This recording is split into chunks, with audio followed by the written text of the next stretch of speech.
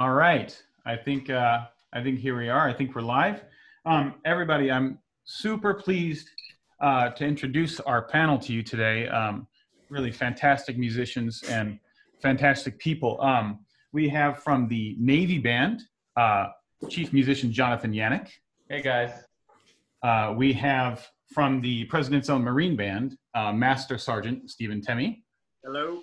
And from the U.S. Air Force Band, Master Sergeant Jeremy Koch.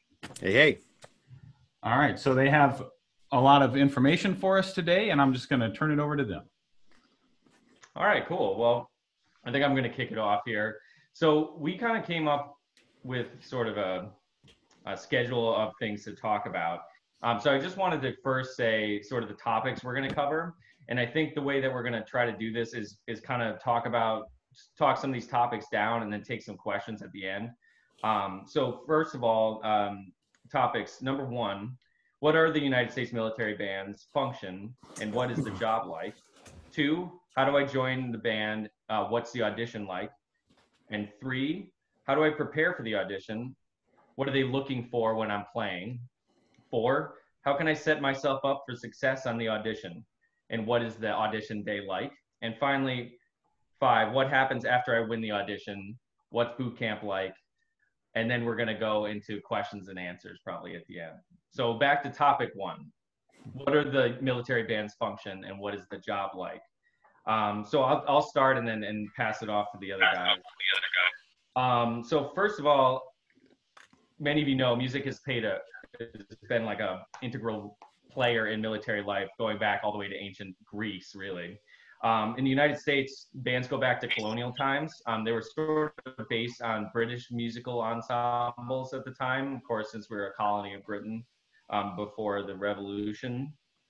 Based on the pipe and drums, usually used for cadences, marches, ceremonial purposes. The first premier military band was the U.S. Marine Band in 1798, part of establishing the Marine Corps by Congress that year. So each branch of the military has its own premier ensembles as well as smaller bands that can be deployed like all around the world. So I'll give the Navy's one and then pass it off. So the Navy Band has the premier band, that's the band I'm in Washington, D.C. We're at the Washington Navy Yard. And there's also a second premier band in the Navy, the Naval Academy Band in Annapolis, Maryland. And then in addition to that, the Navy has 9 fleet bands. 6 are in the United States and 3 are around the world. There's one in Italy, there's one in Japan, and there's one that basically covers the Pacific Ocean based in Hawaii. So I'll pass it now to the other guys to say about their branches. Yeah, the Marine Band has its premier band here, the President's Own in Washington, D.C. And we have 10 other sister bands, fleet bands, stationed 8 in the continental U.S., 1 in Hawaii, and 1 in Japan. Nice. Cool. For the Air Force, we have 2 premier bands. One of them is in Washington, D.C. This is the one that I play in. It's located at Joint Base Bowling, Anacostia Bowling, and the other one is at the Air Force Academy in Colorado. There's also 10 field bands. 6 of them are continental U.S. 1 is in Europe, is based in Germany. 1 is in Qatar, which is the Central Command Band, and there's 1 in Hawaii and also in Japan. Nice. And so to round it out, the Army has 4 premier bands. There's the Pershing's Own in Washington, D.C., the Field Band, which is kind of just right up the street from us at Fort Meade in Maryland. Also the West Point Band up outside in New York City. And then the Old Guard, which is also at here, like right near the Pentagon in Virginia. And it has, in addition to that, 20 field bands around the world. And then the U.S. Coast Guard also has a premier band in New London, Connecticut, and that's the only band that they have. So yeah, I guess now we'll talk a little bit about like what the bands are like. So I'll let Steve take that one. Sure. So from a Marine Band perspective, like a lot of our work is seasonal. I think we can each speak to the seasonality of what we do. Mm-hmm. We are also responsible a lot for, I would say half of our work is ceremonial, the other half is concert work. So actually every section in our band is double personnel. We have 8 saxophonists because at any given time, there'll be 4 of us on a concert and 4 of us covering ceremonies. Ceremonies ranging from marching funerals at Arlington National Cemetery.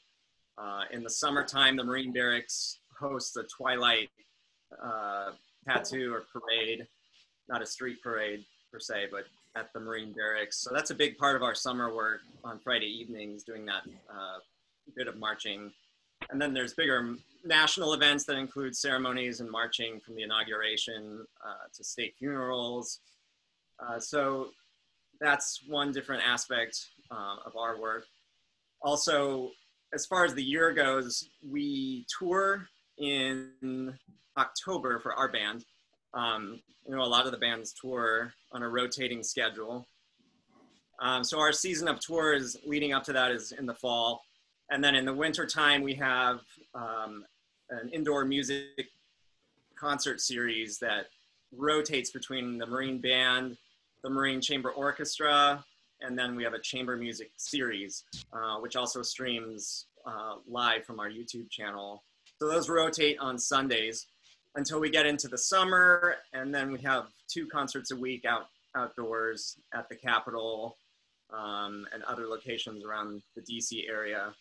So I think, yeah, and the main other function of our band is presenting music for the White House for whatever musical needs they have. So within the schedule that we lay out, we definitely have to drop everything. And, you know, if there's a call at the White House to provide music for any function, that's definitely top priority, from state dinners, visitors, kinds of visitors to the White House, all different kinds of ensembles. So that's just a little bit of the seasonality of our work. Jeremy, you want to talk about like other groups maybe? Because you definitely have one in your band that's well known for sure. Yeah, sure. So what's interesting about our unit is that there's many different ensembles within it. There's the ceremonial brass, there's the concert band, which is what I play in. There is a rock band, there's the singers, there's the strings, and most notably is the Airmen of Note, which is, you know, maybe the most famous jazz band. It has this legacy that goes back to Glenn Miller days. And so in our concert band, there's only 4 saxophonists, and we don't rotate like some of the other services do. But at times we work with the Airmen of Note saxophonists in doing like ceremonies and, you know, larger projects like that. Our schedule is similar to what Steve was mentioning in terms of like touring and summer concerts.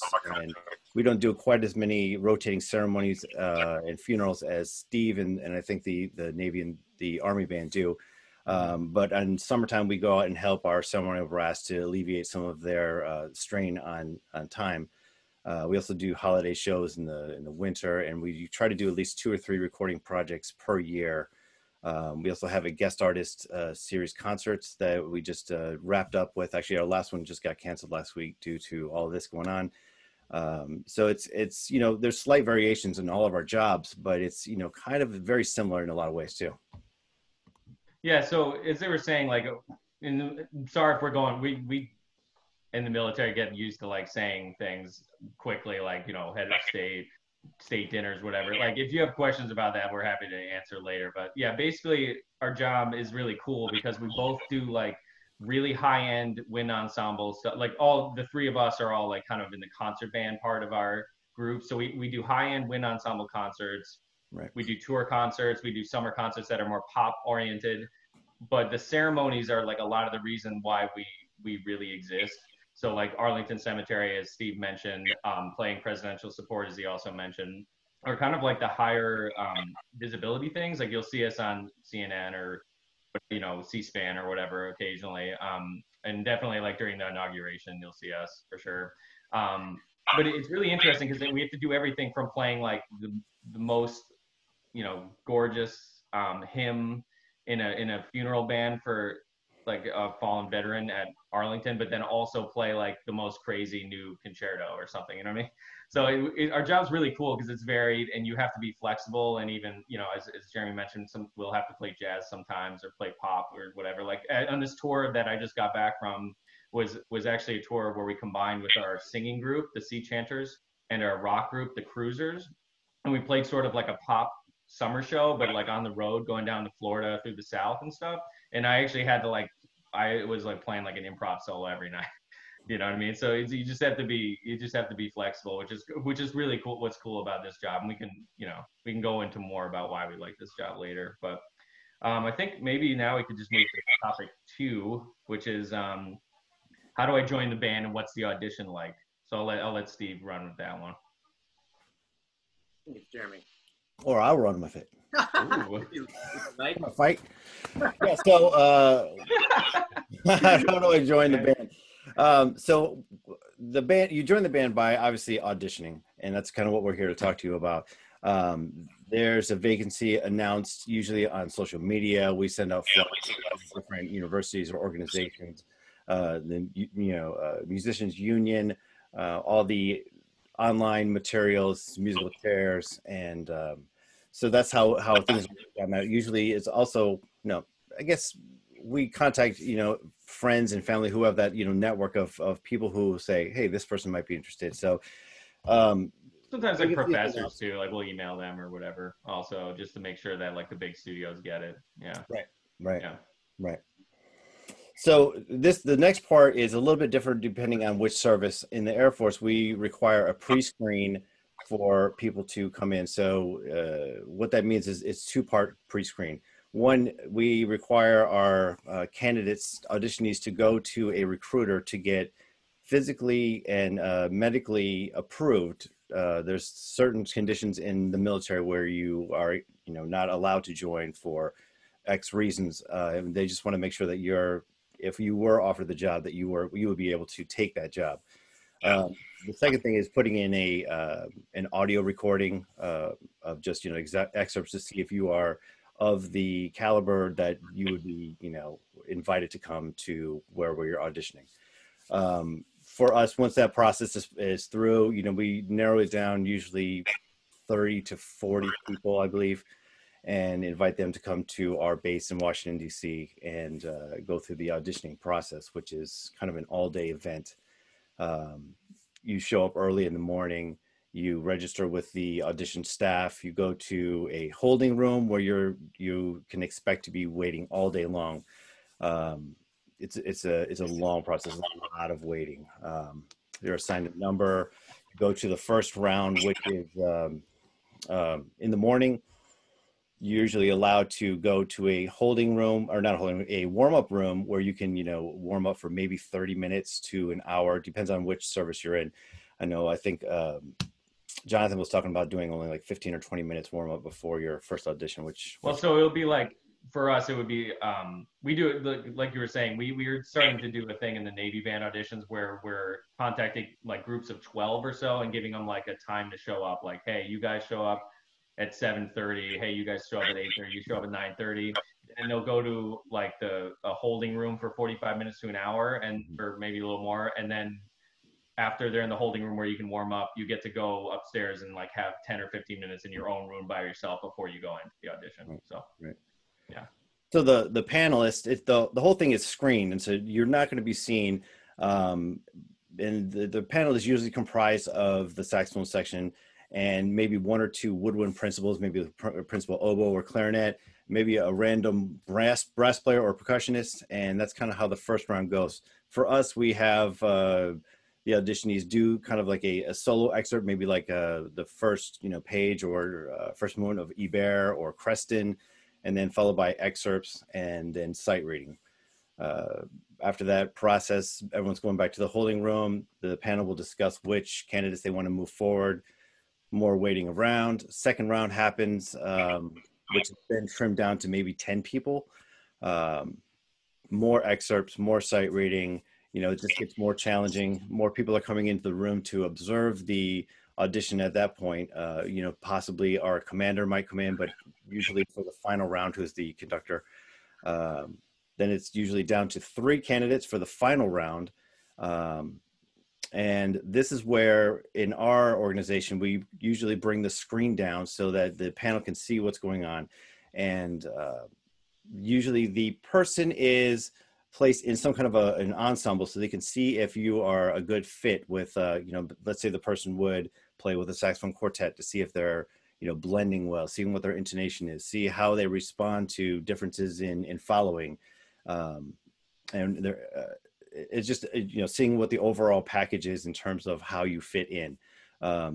Anything is on the table in terms of repeating excerpts, solo pieces, more sight reading, and probably the most interesting part of this is the short interview.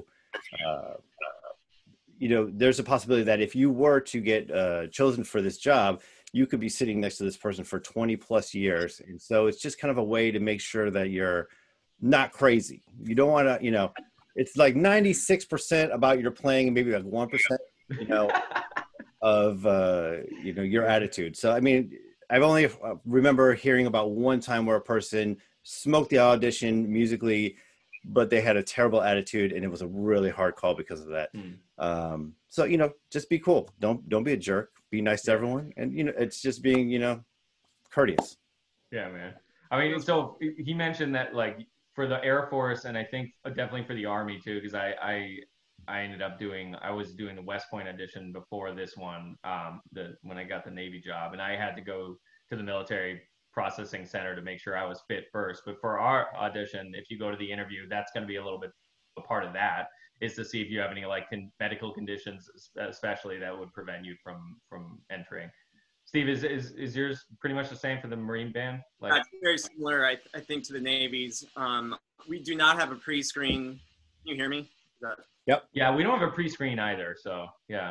Yeah, it's an open call, so it all happens anymore. It happens over 2 days. So you know the first round's going to be on the first day, usually a Monday. The second round's going to be on a Tuesday. Very similar processes. I think our panel's a little different. We have a couple saxophonists, a couple assistant directors, and the round goes very fast. The first round, it's a bit of, you know, Ebert or Creston, something very standard, followed by 3 or 4 excerpts, and that's it. And then the panel just votes, and we go in groups of 5, announcing people who advance or do not. And then the second round, for us, the screen comes down and we have our full panel of woodwind principals and all the directors. And that part of the audition is a little more extensive. It's the same format, but we spend much more time with the candidates, and the directors, or we will ask a candidate to respond, or play something a little different, or can you do this, just to see how well a candidate can respond to a situation. And like Jeremy said, like in the Air Force audition, we also have a saxophone quartet standing by to play with the candidate, which in recent auditions has been a huge part of the audition. It's been very telling, and just seeing how a person blends and sits in the section. Yeah, it's interesting. So I guess it sounds like all of ours are slightly different, but they're all basically looking for similar things, which is gonna be the next topic. Like for us, we keep the screen up the entire time, even to the very finals, because I guess the interview is kind of a big part of it. Yeah. Typically we do it in a day, but there are some parts of our band that are like the percussion, we'll do it over 2 days or so. Do you guys want to move on to the next topic then? Sure. Yeah, so our next topic is covering basically what are we looking for, what do we hear in auditions, and how can you prepare for that? So I think all of us would agree, and we say this a lot when we're visiting schools, is really it comes down to so many just basic fundamentals of playing. So what you're doing right now, in essence, is preparing. And then, you know, we have this excerpt packet, but, you know, it's scales, it's metronome, it's tonguing, it's all the very basic things that you need to be keeping up on. And it really comes out in these excerpts that we choose. And then we're basically sitting on the panel saying, can I see myself playing in the section with this person, and blending with them? And that doesn't necessarily mean that it has to be a particular sound or from a particular place. That's not the case either, because one of my favorite things is in these bands, we really come from all over the place and from many different schools. And I love that, you know, in the screen part of it, we have no idea who you are. We're not looking at resumes, who your teacher is, what you've done, none of that. It's just a number and you and the room, and we're listening just to hear your fundamentals come out in the excerpts that we've chosen. What else? Well, yeah, I mean, so yeah, again, it's just like it's. I find like being on the road, like especially when we're on tour, I get to visit a lot of different. Like I'm lucky. It's such a cool thing that we do. Like we, you know, if we're in, I don't know, like 2 tours ago, if you're in like Norman, Oklahoma, I can go like see Jonathan at Oklahoma and work with his kids or whatever. And you know, we're on the road and we're playing concerts and we're free, so we just show up and listen and kind of talk or whatever they want. But it's interesting because people seem to be kind of mystified at like what we're looking for. So part of the reason I think Nathan asked us to be here is to kind of tell a little bit about what we are looking for in this audition specifically. And Steve was right. I mean, all we're like mostly, I think number one, we're listening to see if you can play in time. Easy. It sounds easy to say it, but obviously it can be difficult and you have to test yourself. And we're going to go through a couple of ways to probably help yourself a little more for these things. Precise articulation that are clear with what's written. Really great tuning. Like we can tell if you're in tune with yourself, especially in these rooms that we usually hear auditions in. You can tell if someone's like really sharp on certain notes or intervals are too big or whatever. Beautiful even sounds. We also ask sometimes for jazz or pop excerpts to see if you can kind of adjust yourself a little bit. But typically we're just looking for like a characteristic sound of like classical saxophone playing for our. Maybe to highlight that point a little bit, Jonathan. Yeah. Is what you just said, like looking for a characteristic sound. But you, at least for our standpoint, maybe not going crazy with the jazz excerpts. Right. You know, sometimes people switch mouthpieces. It's up to you, but you better be really confident and sure that that's going to make the good impression. So, you know, it's, can you play in the style? I think it's the big point. Yes. Mm-hmm. Yeah, I would agree with that. It's more about adaptability from our perspective. It's like, you know, you have to be able to play all different styles and sound great in every single one of them. And, you know, it isn't about, you know, do you have, you know, whatever school sound, do you have this? It's more like, can you do this? Can you get this done? Yeah. And still going down the list, like, so that you can play with lots of dynamics. That kind of goes with the sound. But honestly, there's a lot of times where I'm behind the screen. It just sounds like everyone's playing like everything mezzo forte, and there's like dynamics on there for a reason. I know it's simple to say it, but we'll go into it more. Sight reading is important. Jeremy's mentioned that a couple of times when he was talking through the audition. Like, if you're not practicing that, you need to if you want to be in one of these bands, because it's going to happen at least twice. You're going to do it at least twice in each round.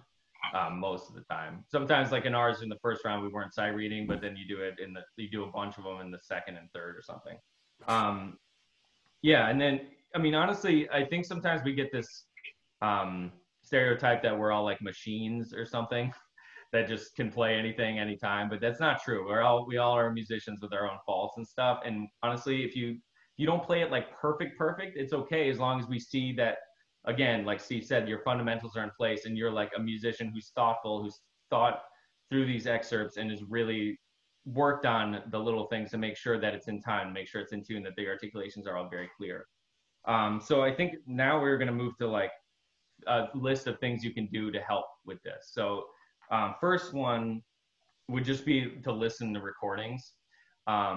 There's a lot of great recordings from all of our bands, as well as like well-known wind ensembles, like say Tokyo Kasai or like the Dallas, you know, wind ensemble, like any of those.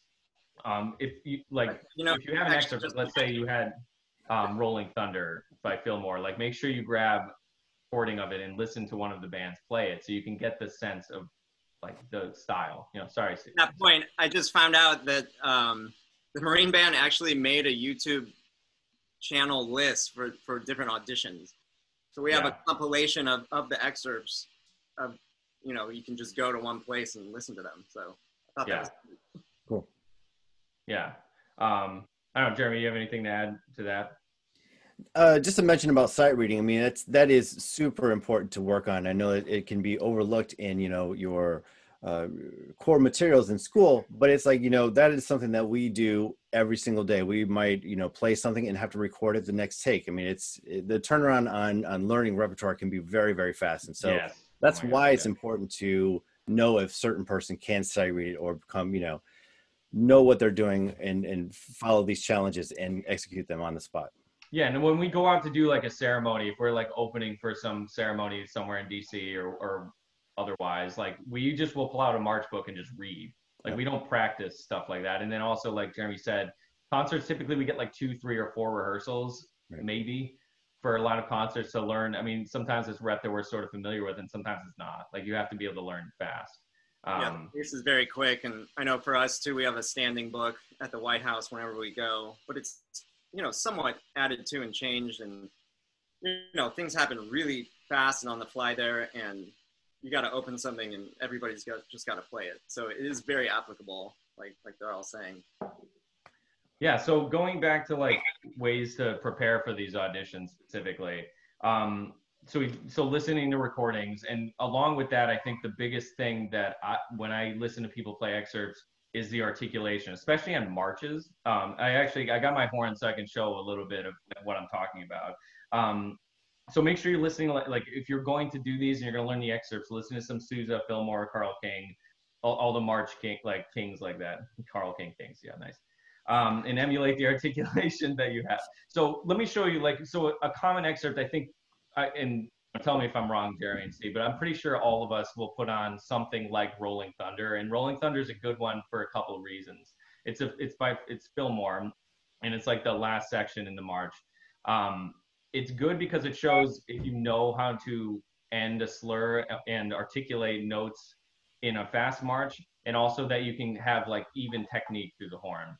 Now, but I want to focus especially on that march part. So I'm going to step back a little bit. Sorry, it's weird. What I hear a lot about is people don't play the notes with the right like shape, and it's usually too long. Let me see if I can demonstrate. So here's the beginning of Rolling Thunder. So the very beginning. So what I hear sometimes, some people, just on that small amount of things, is and sorry if this sounds weird, we're online, hopefully it comes through what I'm trying to say. But what I'll hear sometimes is something like this.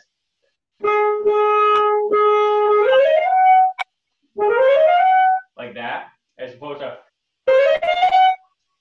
I don't know if you can hear it through the speakers, but this last note here, just even at the end of that slur, if you hold it too long, it doesn't make sense, because in the march style, you want it to be nice and short and snappy, almost because you're like playing with the snare all the time. So on this right here, what I hear a lot is,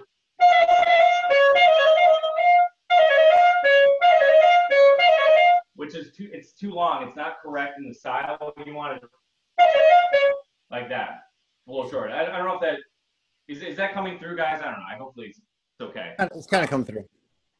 So it's little things like that. If you're listening to recordings and knowing, like, if it's too short or too long, and then recording yourself and listening back, that it kind of can be a game changer. Because if you're playing it too long and it sounds like it's like too legato, then I know immediately that you haven't put in the time, if you're someone auditioning. I don't know. Anyone want to speak to that? Awareness. Like there's just a general awareness that you can play with, like, what part of the excerpt fits in what part of the piece you're playing. If it's a solo line, if it's a 2D line. So there's just this general sense that you can tell if someone has when they're playing. And just to confirm what Jonathan was saying, I'd say for me, the top things that we hear that knock a person out is the sense of time and rhythm, unevenness. Articulation style is a big one, and intonation. Just have to confirm that those usually are the top things with our panels that we're hearing that might not qualify somebody to go on, because that's what we're hearing in these excerpts. Do you have anything to add, Jeremy?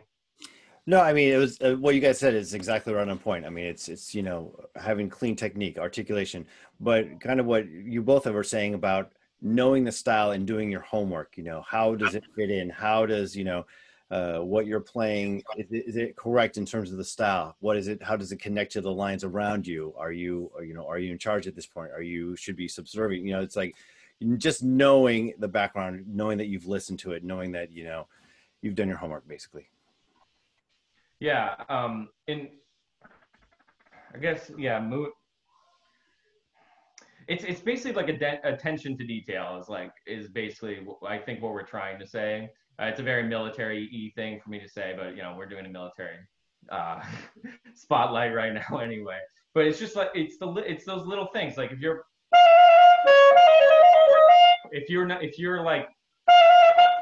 like that's not what's written. It's a slur, right? But like we will know immediately because we know exactly what this sounds like. Like not to scare anyone, but like it's so obvious if you are actually articulating where you're supposed to and whatnot. Going down the list a little bit more. I think another skill that you kind of need for the auditions, in my opinion, because so many of our excerpts feature quick articulation, is double tonguing. For me, I'm terrible at double tonguing, dude. I'm horrible. Like my teacher Otis is amazing, and he can double tongue. You know, Dr. Otis Murphy in Indiana University can double tongue or single tongue. Sorry, to like 160, 170. He's insane. I don't know how he does it, but he does. But for me, I immediately knew that I'm like, dude, my single tongue's weak. So I had to learn the double tongue, and I use it a lot and on a lot of these excerpts too. Are you guys big doublers? Are you big single? Well, it's funny, when I got the job, I didn't double tongue at all. But as soon as I got the job and I started playing through the rep, I'm like, oh man, I got to learn how to double tongue ASAP. And so that's how my, you know, relationship with double tonguing began. And I use it almost every, you know, time I do a concert or a rehearsal. I use it a lot also just because the repertoire demands it, like Jeremy is saying. That said, in the audition setting, I'd rather hear something a bit slower and clean. Unless you're a phenomenal double tonger and you have it and you feel comfortable, and that's awesome. But I don't want to hear a really sloppy double tongue in the audition because it's going to be distracting to me personally. So I'd rather hear it a little under tempo, but very clean with a single tongue. That's just me. So just to tack onto that, let me say something real quick, man. So in the last audition we had, which is numerous years ago, almost everybody came in there doing the circular breathing thing. And that's cool, man.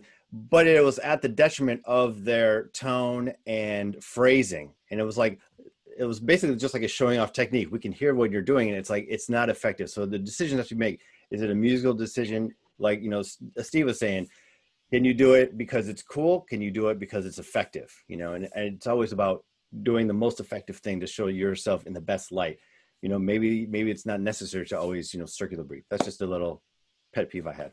Yeah, but I guess what I'm trying to say is like, it's a skill you could equip yourself with, you know, before you have to start learning a list, you know what I mean? So that it's something you can use. And I'll give you an example. Like, I mean, an excerpt that commonly is called is Shostakovich Festive Overtures is a big one. And it's marked at 144, 152 in the part. So, I mean, for me, if I was going to single tongue it, like it didn't work for me, right? Like when my first military audition, so I did 2 before I got the Navy job, was actually Marine Band, I don't know, 2006 or 7, something like that. And that was on the excerpt list. And I was like trying to single and I'm like, this is not happening, dude. So that's kind of when the wheels started turning for me. Like, so what I'm saying is like, if you're going to play it at tempo, it's going to sound like. I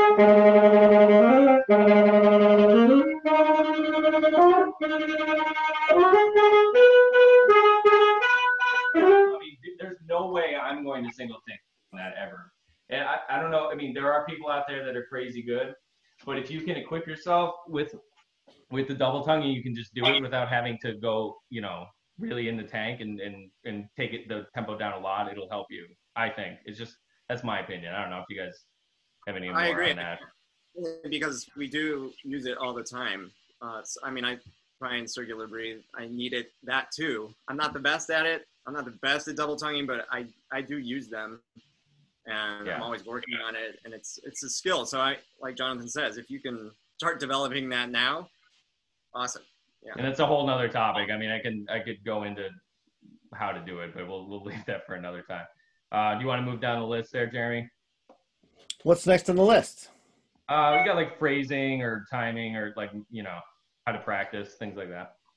So one thing that I would suggest more than anything else is recording yourself. You know, Yes. I'm sure that every teacher out there is saying record yourself, and that's absolutely crucial when it comes to preparing for an audition. You know, what we think we are playing might not always be what is actually sounding, and it's very hard to listen to yourself. I hate recording myself, but you get that immediate feedback, and it's like, oh yeah, that's not what I wanted to do. And I would record every single phrase, even if I have to record every measure, just to hear exactly what you're doing. Is your time in the right place? Is your tone doing what it needs to be? How's the articulation? How's the intonation? Blah blah blah. And that's the biggest tool. The other thing that I think all of us would agree on is playing for as many people as you can.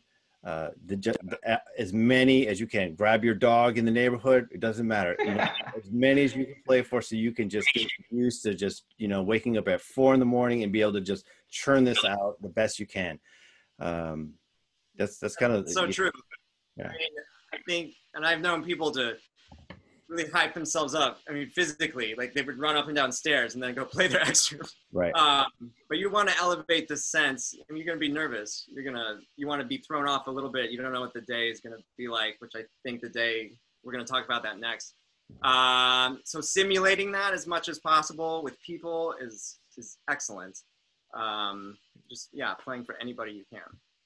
Yeah. Also, I think another thing with the recording that I found helpful for me, so certainly I was like playing, like I was in Michigan at the time, like I was going to like Dr. Haycock, the band director, and playing, and I was like going to like whoever was in the hall down from Cinta to play for them. I'm like, he'd be like, dude, go to, I don't know, go to X's office and play it for them, because I know they're in there and they're not teaching or whatever. Like it's nerve wracking, but that's the way that you get like you're feeling, and like you get a grips of like the nervousness after you do it enough, right? So then when you get to the actual audition, it's easier. Yeah, sorry, Steve. True story. I was at the Minneapolis World Saxophone Congress 1 week before my audition. I was working on my excerpts in the practice room. The door opens and Nobuya Sagawa walks in. He said, "I play this stuff all the time." I'm like, whoa. So, it was like the perfect, most freak out moment ever. And, I contribute that. That's and amazing. my audition at a conservatory was like way worse than the Marine Band audition. So these nerve-wracking experiences will bring it home, Yeah. Yeah, and I would say like every practice session, I would start practicing, even if you're not playing for somebody, just like put on the recorder, whatever, if it's just your phone or whatever it is, and just play through like at least one thing every practice session all the way, just so you get used to performing too. I think sometimes people get into the like, I'm going to practice little things, and that's great, but you have to perform doing the whole thing sometimes too, and making sure that like you can get used to doing a performance, and then record it and listen back and like pick it apart, because it's not fun to listen to yourself. I mean, especially in things like this, it's really tough to listen to yourself. I've typed in. I gotta take this tape out, but it's like by far the best way to improve it. I mean, it's just like tough love to yourself, honestly. Yeah, going down the list too. So just make sure you're always playing with a metronome and you're playing slowly. Like when you first get the audition packet, take everything really slow. And how you practice too. Like for me, I don't like 4 hours in a row doesn't work. I like to break it up into smaller things, because I feel like my brain is fresher that way. I don't know how you guys feel about it, but that worked better for me. Like 30, 40 here, put it away, go to class, 30, 40 here. And like sometimes you do longer if that's what you have, but like just make sure you take breaks so that your brain doesn't go crazy, Agreed. Yes. And then, yeah, I guess the other thing we wrote is just making sure that you're working on like phrasing, like playing beautiful melodies. Like, and it doesn't, again, with the sight reading, like if you get a book of like someone else's slow etudes, like let's take your trombone friend's Roshu etudes, and you play through them on saxophone, just to make sure that you're always working on like having that air be perfect through the registers. It's honestly, a lot of times So I'm just gonna play here. Like when one of the excerpts usually is like Bizet, and I'll hear people come in at the beginning and it'll be like it's like every note is like its own thing. It's just that's like almost immediate, like, oh my gosh, like this person's never listened to themselves, because that's not even close, you know. You like you gotta like work on the flow in excerpts like that, because there always will be a slow excerpt to see if you can do that, you know. Anyway, you guys want to add to that? No, I think it's good. Cool. I mean, I guess I am kind of curious what you guys, your take on use of vibrato is. I think certainly in an excerpt like that, or a soloistic excerpt, you know, it's important to have it and use a beautiful vibrato, but also sometimes this is just, again, one of my things, is it can be really distracting. It needs to be appropriate. I mean, yeah. Enough. I would say we don't actually play with a lot of vibrato in the section, unless it's a section thing and it's the style, whatever. But in general, I'm a little bit more reserved on that aspect of the playing. Yeah. I think it depends on like what the excerpt is. It depends on what the style is. You know, if it's a true solo thing like the Dial Sinfonietta or something like that, you know, I might go a little spicy on the vibrato, but something that, you know, is a normal thing. It's, again, is it appropriate? Does it blend? What is the tradition of said piece or, you know, line? That's kind of how I tend to think about it. You know, I would, in auditions, I tend to be a little bit more on the reserve side instead of trying to be like, I'm going to go for it. Because, you know, there's that point where it's fun to take it up to that certain level. And it's like, I could really sell myself to this panel, but then you might fall off, you know, and then you lose, you know. So it's like, I tend to be a little bit more on the more reserve side. So you can. I think that really applies, maybe you would agree, to the first round where there's really no surprises. You don't have to add anything super duper to it. You just play it down. The music's there. Just play it and play it the best you can. And then, you know, if you have a final or a further round, maybe there's more chance then, you know, to be a bit more expressive. I don't know. Oh, okay, so I would answer this question in that, like, I think it ties into the listening to the recordings. So if you're playing a march, like, you probably don't need to, you know, you probably don't need vibrato. But like, to me, it's okay if you do it, because I want people to play like who they are. Like, I think I'm scared of people assuming that they want machines. Like, I'm afraid of that, because we don't. We want musicians, because we have to be musicians every day. Everything we do, we have to be musical, right? But I do agree with picking your spots. Like, if you're gonna go nuts with vibrato like right away on that Bizet, it might not be the best idea. But if you kind of paint it in a way that's really pretty and makes sense musically, like, I'm okay with it. You just have to pick your spots. Like, and I agree, like, second, third round, when you're playing your solo rep, dude, go for it. Like, be yourself. That's important, I think. Be yourself. I mean, that's what we want, you know. But yeah, at the same time, you don't want to do something silly like swing a march or something. You know what I mean? I think it's obvious, but it bears like repeating some of those things. Cool. Can we put this into the kind of day of expectations? Or, yeah, you got it. Yeah. You know what's going to happen on your audition day. Who wants to do that? I guess I kick that off. Got it. So there are just the logistical things to consider taking an audition, including how you're going to get there, what's your travel like, how's that going to affect your head? You know, you're trying to de-stress yourself. So just make sure you have a plan, place to stay. I mean, honestly, I like getting there like a day or two before, just to make sure my reads are okay. Like, things like that are important. You know what I mean? Like, if your plane is landing at like 7 a.m. and your audition's at 9, like, that is scary. Like, do not do that to yourself. Like, let yourself have some time to decompress and, like, you know, visualize and not worry about things like getting to the thing on time. You know what I'm saying? Like, so yeah. I'm not much of a planner, but like, that's a time where you need to plan like all of your transportation in advance and all things like that. Yeah. Yeah, I'm like one of these people who likes to go right up to the minute, you know. So, but for an audition, I would definitely plan as much time as I think I would need, and actually Yeah. more, especially in DC. I mean, not right now. There's no traffic now, but usually traffic can be a nightmare. It could go anywhere from like 25 minutes to get to work to 2 hours. And so, you know, knowing that you'll have enough time to get to whatever place it is for the audition in a relaxed state, you know, is really, really crucial because no one wants to go in panicking about, am I going to make it in time? Am I going to make it? You're not going to play your best if you're going in with that kind of, you know, energy. Yeah. And we've said this before too, there's a lot of waiting around after you check in.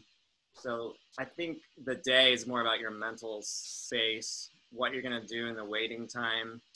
I remember I walked around Capitol Hill. Just walking was more important to me than playing. I didn't play a lot. I just made sure I was comfortable. And, you know, you've already done the work. You've done everything. You might want to touch a few things, but I remember not playing too much. And then in between my 2 rounds, there was a place on Capitol Hill called Banana Cafe. And I had remembered that it's not there anymore. It's not there anymore. But I remember like, oh, if you have a banana, it calms down your nerves. So I went there for lunch and I asked for a banana. It's crazy, but maybe it helps because I ate the banana and I was like chill for my audition. Yeah. But you know, have a plan for kind of the waiting, the mental preparation, visualizing. I mean, that always helps me a lot. As far as as far as our thing, I mean, you can live stream our chamber concerts from our band hall, and that's where the audition happens. So like, there's a mental picture, you know, put yourself in there, see it going really well, you know. Yeah, that is important. Yeah. So yeah, I mean, again, like you want to find a read, you want to make sure that you're cool. But yeah, again, like the traps are like, oh, you see all your buddies and you're like, oh man, I want to hang out and talk to people. But if you're not in that mode, like I'm super extroverted, dude. Like I love talking, I love seeing people. It's a weird time for me right now, but you know, I'm getting a lot of time with my kids, which is great. But at those when I know something big's coming up, like if I'm like playing a solo symposium, let's say, or whatever, like I kind of don't want to talk to people because I kind of need to like get in the zone. And so if you're one of those people, don't feel like you need to go around and talk to people. Like you're not being mean if you need your time. You know what I'm saying? So like if you're in the waiting room and people want to like chat and gossip and whatever, and you don't want to, just be like, look, I'll talk to you after. You know what I'm saying? And you do what you got to do. And if that's walking on Capitol Hill, go for it. It's a beautiful neighborhood, really nice around where. Kind of like that, you know. I would suggest taking some headphones or something because you know the waiting room, the dynamics in this is really weird. You know, there's all these like undercover mind games. You know, just I just would like to zone out, put my headphones on, just get out of the room. And I don't like to talk to anybody in real life either, but I don't like to talk to people in the waiting room just because it's like it's just too much pressure for me, you know. And I'd rather just stay focused and be in the moment. So yeah, I mean, and you can touch spots, but I wouldn't recommend running through like all the excerpts like at speed or anything like that. Just hit what you need to, the small stuff, and then be cool. Because if you put in the work, then you can be comfortable that you're like, look, I'm nervous, but it's cool. I'm gonna get through this because I've done so much, you know. And so we're talking about like when you actually walk into the audition. So typically, like we said this before a little bit, but you'll be in like a holding room and then typically in your own room for a little bit of time. So use it wisely. Again, you don't have to play the whole time you're in the room by yourself, but if you want to just see how he reads acting or whatever, that's fine. And then when you get in there, it'll typically be a big room with a screen, which is super like cold and weird for us as musicians. But this is to take away any sort of like favoritism or like, I know that guy, so we're going to move on, right? So you show up, the proctor will be like, hello, welcome to the Navy band, you know, take a second and play, and then, you know, begin with Molly on the Shore or whatever. And at that time, I would recommend like, just play a couple notes to get a feel for the room, but like, don't go crazy, dude. Like, don't play like the beginning of like Balafon for like forever or something. You know what I mean? Like, just do your thing. Like, play a couple notes, make sure the read works, and it's like clear of you know, whatever spit or whatever's in there, and then go for it. I don't know. Do you guys have anything else for that? Yeah, I think that's great advice. You know, I would rather play less the day of, or even in the holding room. You know, it's you play something at tempo or whatever it is, and it doesn't go right, you're automatically going to go into the freak out zones. Like, I can't play this thing, and then you're already done. So You're dead. long tones, testing your reeds, playing some scales, slowly maybe practicing through an excerpt or something. But I would never play anything really at tempo. Yeah. So then, after you do your round, typically people, like Steve said this earlier, they'll tell you if you moved on or not. And each round will be a little bit more about like who you are as a musician, like more solos, more sight reading, things like that. And then for us, like we do the interview at the end. I think you guys all do that too, again, as we said earlier. So that's something you'll be. Sorry, Steve? Yeah, there's a question in the chat. Like, could you elaborate on what the interview questions are like, and what can you expect during that part of the audition? Oh, perfect. Yeah, do you want to take that, or? I don't actually. I got it. Okay, so I'm not part of the auditions team, but I know like typically for us, what they'll probably give you some questions like, hey, where are you from, and like congratulations, and get to know you a little bit, and then they'll ask you other things like, for us, it's like here's like a list of medical conditions, like do you have any of these or whatever. And you'll just be like, no, or hopefully not, right? And then they'll just kind of they'll probably ask you a couple more questions about yourself, and then kind of give you a timeline of how things will go, like once you're completely accepted. Because it's weird, but like at that point, you're not like actually like you didn't like win. I mean, pretty much. Jeremy said this earlier, like 98% you're gonna like have the job, but they still need to do military paperwork all the way up to like the commanding officer. For us, it's the captain, who will then stamp it, and then they'll call you and tell you what to do from there. Anybody else want to add to that? Yeah. So in terms of go ahead. Or I'll go. So in terms of like questions, for us, it's more about who you are and what's your personality like. Where are you from? Do you have a dog? What's going on? Those kind of questions. And then it might turn to, why do you want the job? What is it important for you to join the military? What is it, what does it mean to you? Those kind of questions. So it's not, anything really big deal, but it's just, just getting to know you a little bit more and seeing what your personality is like. Agreed. That's mostly what ours is, from what I remember of my own, is getting to know you. Also, if you're admitted to a further round, that's the point when all of our medical, are you medically fit and ready? Could you be, if there's a height and weight issue, like, can that be resolved by the time you enlist? So it's a part, physical questions, medically ready, and then getting to know you and sort of your musical background. And really, it's only at that point that we, as a panel, learn who you are. And then we do have a little bit more of a profile of your resume or whatever for the second round, at least in our circumstance.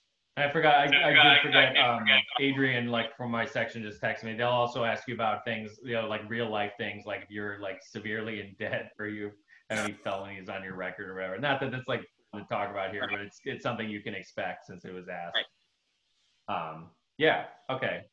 So that's basically the audition day, I guess. So let's say you win. Let's say you do this and you win. So unless you're in the Marine, if you are going for the President's Own, you'll expect to militarily process and then go to boot camp. Except for the Coast Guard. Coast Guard doesn't go to boot camp either. Oh, that's right. Oh my gosh, I forgot about that. Okay. You want to talk about boot camp, or you want me to do it? I mean, boot camp was it was an experience. It's a lot of fun. You get in shape, you get fed. That's boot camp. But it's really not as bad. It's mostly a mental game. I was really terrified. It was a million years ago that I went to boot camp, but I tried to prepare the best I could. Now I'm a pretty active athlete. Back then, I didn't. I ran 1 mile, and I was like, "Yes, I did a mile! I'm so excited!" So I tried to prepare for it, and it's gonna suck. You get through it. It's not as long as you think it is. It's just a lot of waiting around, and what are you gonna do? I got a good quote. So we're so happy. Like we have Harrison Clark just joined our band recently. Like our audition was back in May. So he's been here even like under a year. But he had a great quote. I asked him, I'm like, dude, what was your like boot camp experience? And he had a great quote. I think the best way he described it is he said, They put you in a situation where the smallest tasks are stressful because they have to train your division, which means like the people in boot camp with you, how to respond when blank really hits the fan. So it's just like the smallest things, like folding your clothes and cleaning your area, and like being in a line on this little part of the floor that has like bricks that are one color. Things to expect in boot camp. Like, of course, you'll do the physical stuff. So like some practical things to do.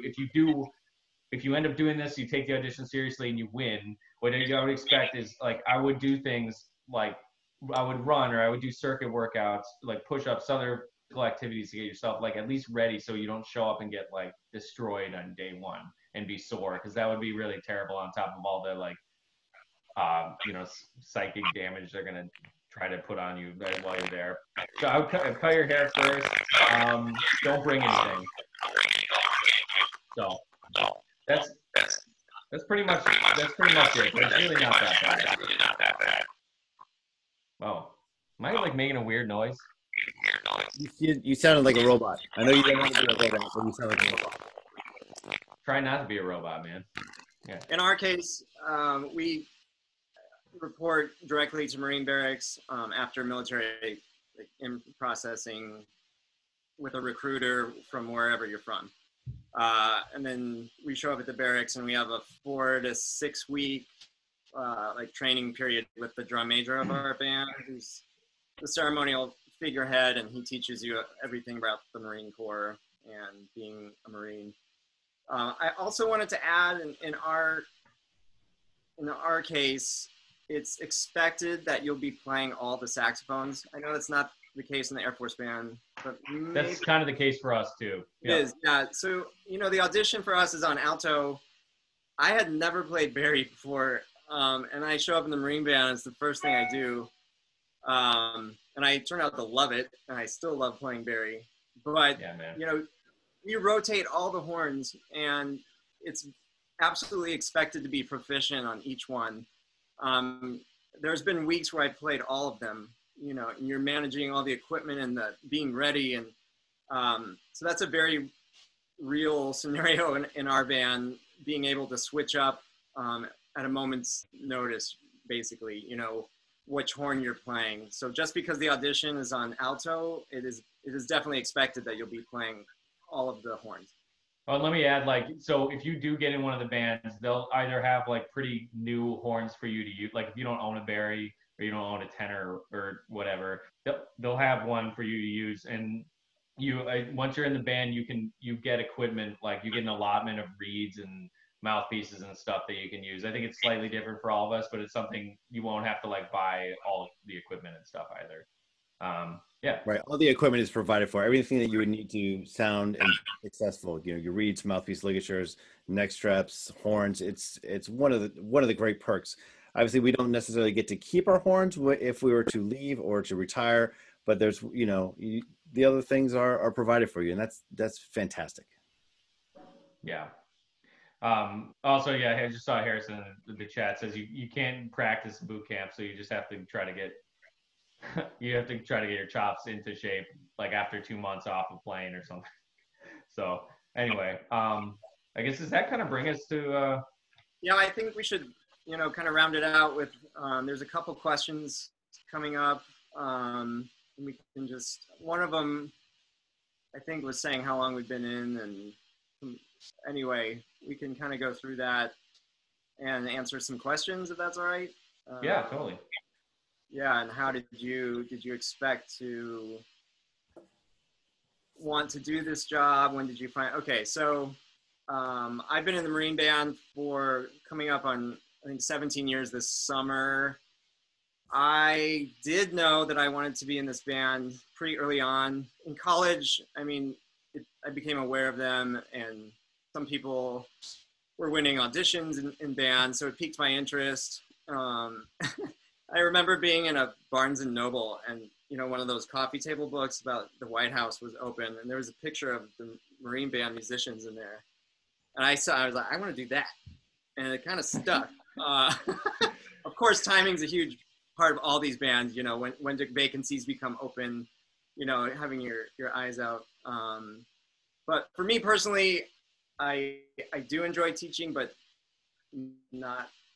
I didn't want it to be my thing. I love that I just play my horn every day for people, and I just kind of inherently knew that, and I knew that that's largely why this would be a good fit for me. Yeah, and so I see, like, yes, can you explain when in your life you joined after college was the main goal? So yeah, I think for all of us, we at least did like undergrad and masters, right? Is that right? Yep. So I was in my master's when I took the Navy audition and got it. And for me, like being at Indiana University for my undergrad, Otis was definitely a proponent of like pushing excerpts on us.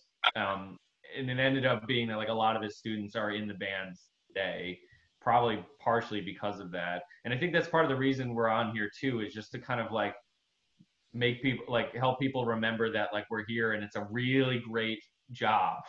It's awesome. And I hope that like maybe some of the professors out there like would consider like adding things like these excerpts maybe to a jury. Like you could just tack a couple excerpts on a jury here or there, and I think people would get a lot more used to like how these things go, like just showing up and playing like a little bit. It's just, all the orchestra auditions typically do that, but I think in the saxophone world, it's not always something that gets hammered. When I'm going around the country, going to see different studios, typically people are like, wow, I should do more of like I should do more excerpts and things like that. So for me, like I was around it, and so I definitely was something that was on my radar, and I took 2 auditions before this one to get it. I don't know. It definitely was one of my main goals as well. I don't know, Jeremy. Yeah, I think for me, I'm probably the outlier in this. When I was growing up, I didn't really know much about any of the military bands. I didn't grow up around that.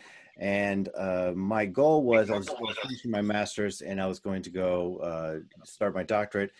And someone said, "Hey, why don't you take this audition?" And I just happened to win it. And it was that was not even on my radar. And here I am 20 plus years later. And it's been a great job, great, thing for me and my family. And it's I can't imagine it any other way. It's just it's this. I get paid to play my instrument. I get to travel around the world, and I don't think that I would have that opportunity if it wasn't for my time in military service.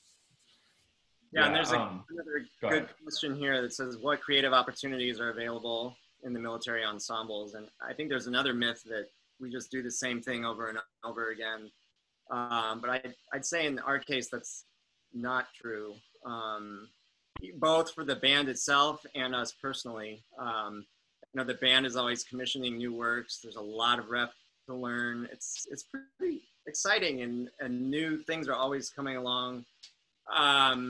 Personally, chamber music is so great. You've got the best musicians in the world, and you can make any kind of group you want and put that all together. So there's a ton of that. There's a lot of freelance work if you want to do that.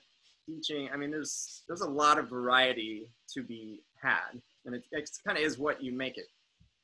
Yeah, I mean, so yeah, the chamber concerts, like you guys have that awesome series where you're streaming all the time, but like we all have our own chamber concerts. So if there's like rep you want to play, you can do it there.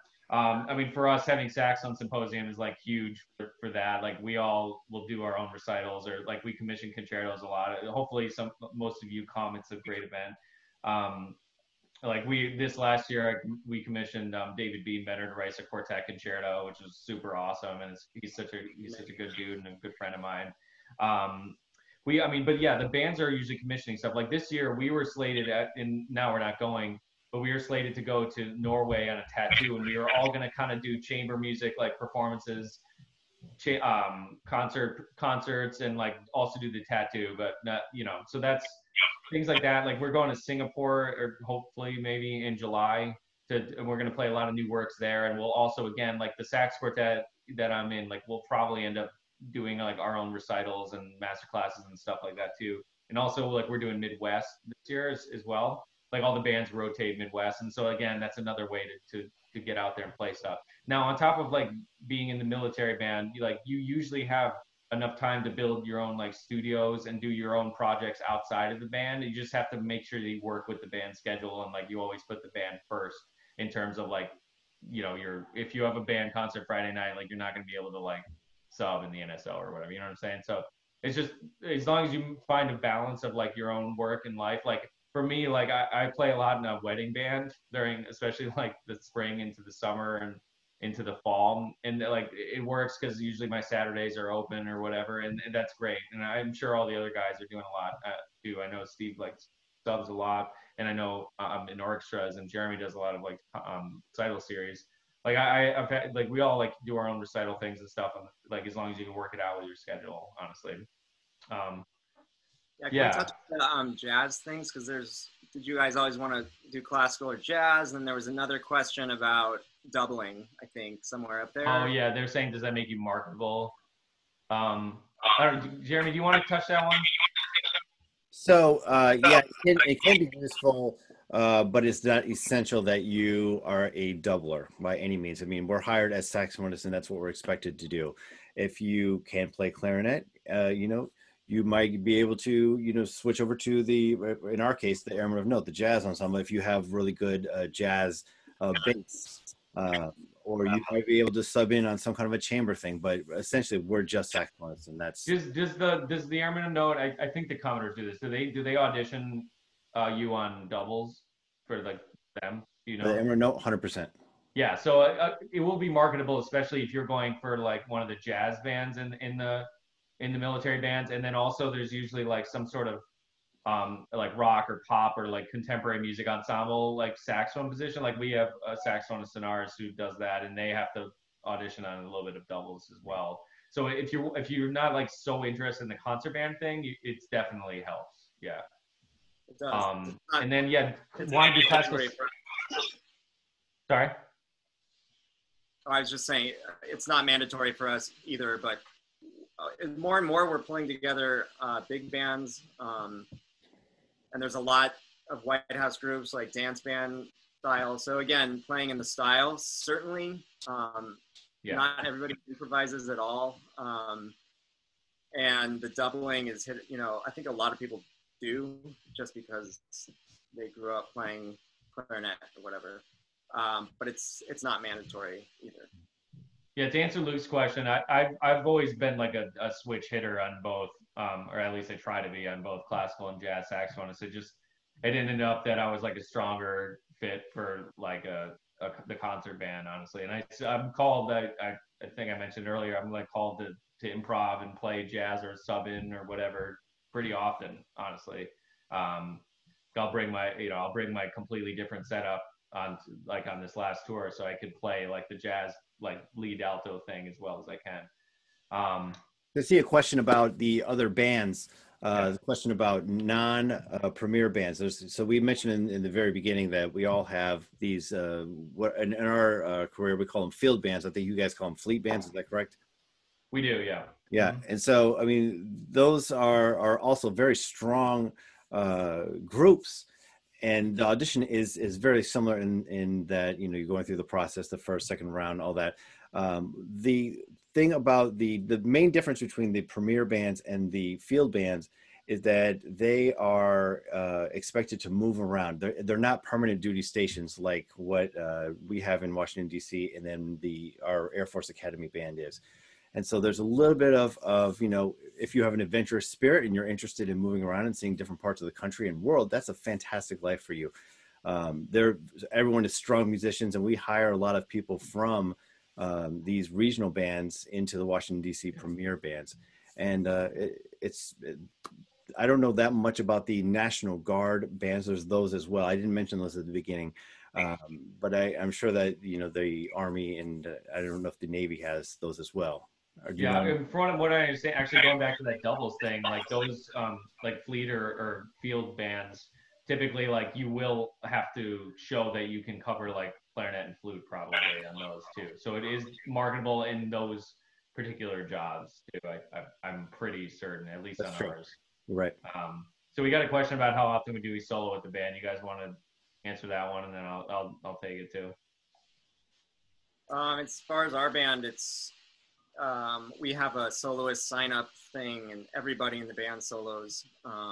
So there's a soloist for each concert, and the directors are always looking through that list to see what programming will work with their, their programs that they're putting together. But it can be quite frequent if you want it to be. I just soloed on our national concert tour in October, which was a great experience. I know Jonathan does it all the time. And then I think I've done, I don't know, maybe 8 to 10 over my 16, 17 years here. Yeah, for me, it seems to be like a every other year thing. Again, it's similar to what Steve was saying. Is like they have a list, and it depends on what program the conductors and the music directors are trying to put together. But I like playing in front of the ensemble, and I try and do it as much as I can. So there's definitely opportunity, and not everyone in the concert band wants to be a soloist. So it's if you are interested in doing it, if you want to do it, there's certainly opportunities. Yeah, I echo that. We'll always have a list, and not everyone wants to play.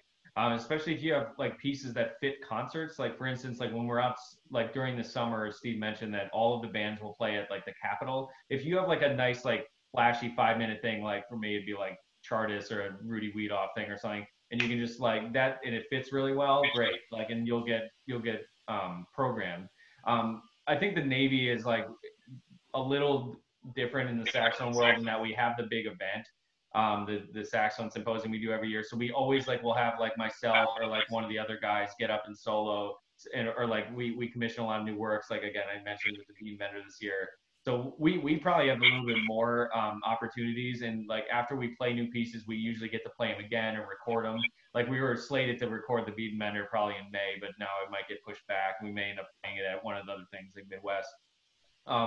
So like I think we're super fortunate. Like I love my job, man, and it's such a fun thing for me because I love playing and giving music to the people. It's a lot of fun. So yeah, I guess we got a question about rehearsal schedule. I know for us, typically like we usually play from like about 10 a.m. to noon, like almost every day, like when we have a concert.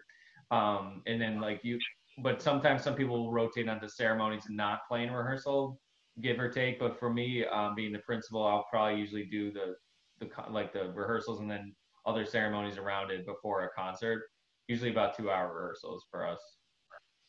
Yeah, for us, it's a performance driven thing. So if it's not like an everyday thing, right. If there's a concert, they'll slate out how many rehearsals they need for certain concerts.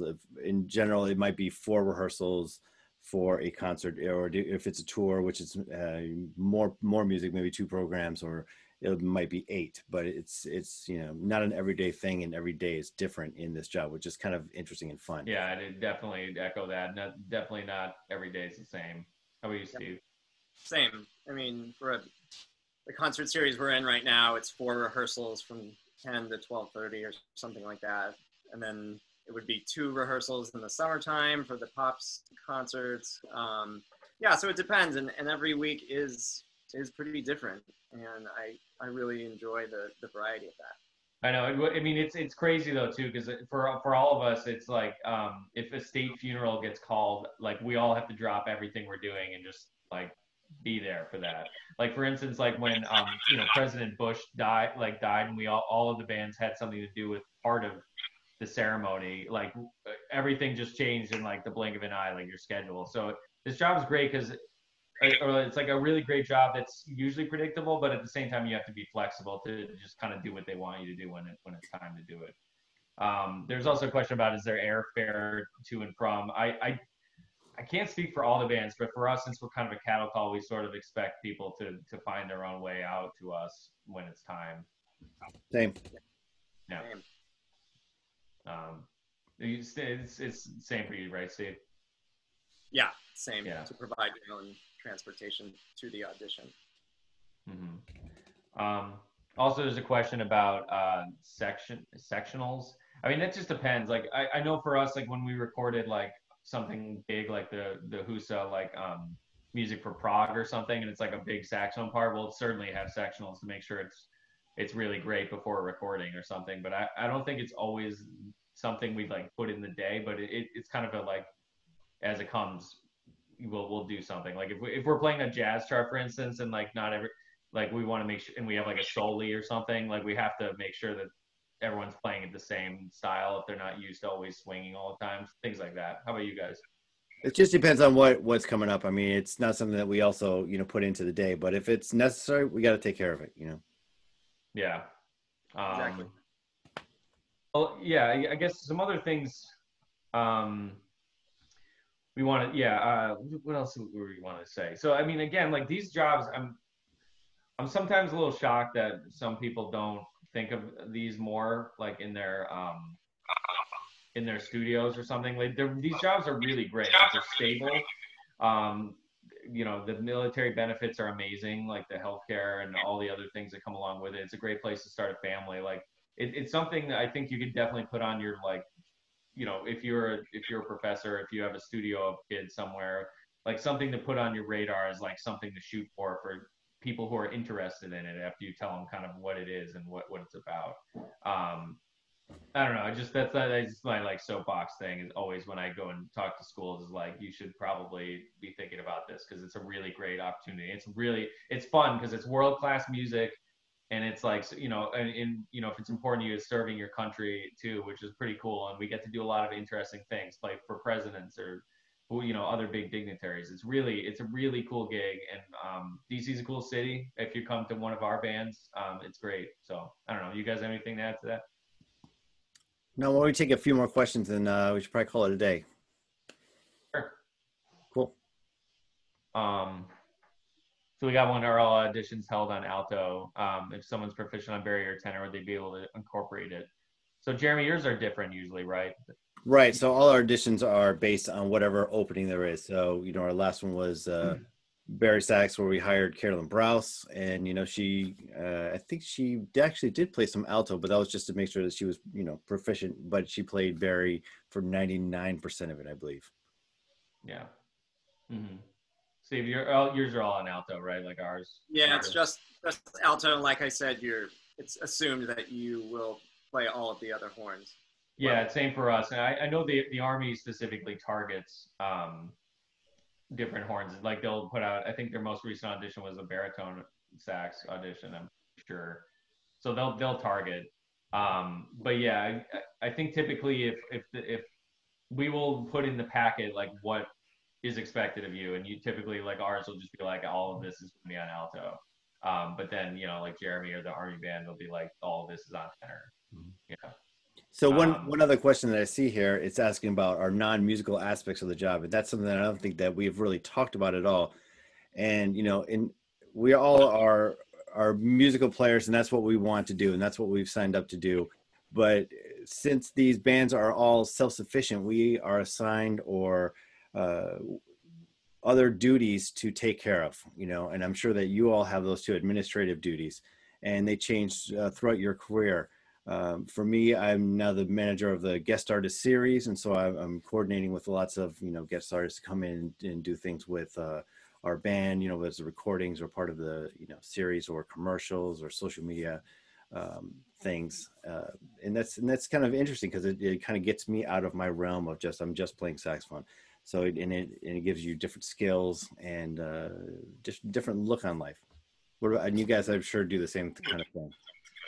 Ours is a little different in that respect that we hire, like we have a support staff, like a library staff, audio engineering, ops. All of our admin are hired for their positions like we are for ours. That being said, we can take on what initiatives we would like. I mean, there's somebody that puts together the tour, a tour coordinator. There's a lot of educational outreach aspects, and there's places you can find there to reach out and to be on a committee that puts that together. So there's plenty of opportunities that way too, and it's great. It rounds out your skill set for sure. Yeah, ours in the Navy, we're self-sufficient as well. Like I have a lot of different jobs in addition to mine. Like my biggest one is being the command fitness leader, which means like I administer the like weigh-ins, which everyone loves. Not really. and then like the physical tests and stuff for the Navy. So like, you know, there are military parts to our jobs, I guess is what we're trying to say. Like you still have to, there's still different, you know, there's like a little bit of a different culture thing happening than you're probably used to being at your school. But you get used to it quick, and like everyone in the bands are so nice at helping you, especially like when you're starting out, especially, and like getting you in the flow of things. It's just yeah, you have to take on additional responsibilities to the ensemble as well. That some usually are relating to like the operations of the whole group. Yeah. Can we take the last question and then wrap it up? I think it's an important one. When preparing for an audition, would you recommend changing your setup to better match the existing section sound concept? I would say no way. Yeah. We all play on different setups in the section already. I think you have to go with your own comfort, your own sound. It's going to be different for everyone anyway. I mean, I would not recommend switching anything up just for an audition because we want to hear you, and whatever setup that is, that's fine. I hardly ever look at people's horns or what they're playing on, maybe eventually, but it has zero impact on me as a listener to what equipment you're using. For sure. Yeah. It's all about how you sound, and you know, you're not going to sound like, even if you have the exact same equipment as the person next to you, you're not going to sound like them anyway. So go in, you know, with the equipment that you're used to playing and most comfortable with, and so you can have the best experience and presentation. Yeah, I want to hammer that point that we said earlier again. Like, we're not looking for like a school of playing or anything like that. We just want you to come in and play with like a nice characteristic sound, like nail the timing, nail the tuning, nail the articulations. Like, if you're comfortable on a setup that doesn't like match what you've seen some people have, that's fine. As long as you sound great and you present the music in a really thoughtful, like prepared way, that's what we want. You know, and we want you if you're the fit for us. You know what I mean? So hopefully that answers that question enough. Thank you all so much for joining us. I know Nate has the controls over here, and thanks so much for hosting us. We really appreciate it, and I love this concept of this online saxophone studio class. Oh, Yeah, that's great. Really a ton of information. Really great. Yeah, and so one other thing, like I mentioned the Saxophone Symposium, we're planning on hopefully doing like a mock audition panel with probably the three of us, and like adding someone from maybe the Army, and then maybe someone from the Coast Guard band as well. So look out, if you're interested in this stuff and you come to Symposium, definitely look out for that, because it should be cool, because we'll have people play and give some feedback and stuff in real time, not like trying to play on the computer and sounding weird. So thank you all. Yeah, from me too. It's really fun to be able to do this. I hope you learned something from it. Yeah. Bravo, guys. Thank you. All right. Thanks all.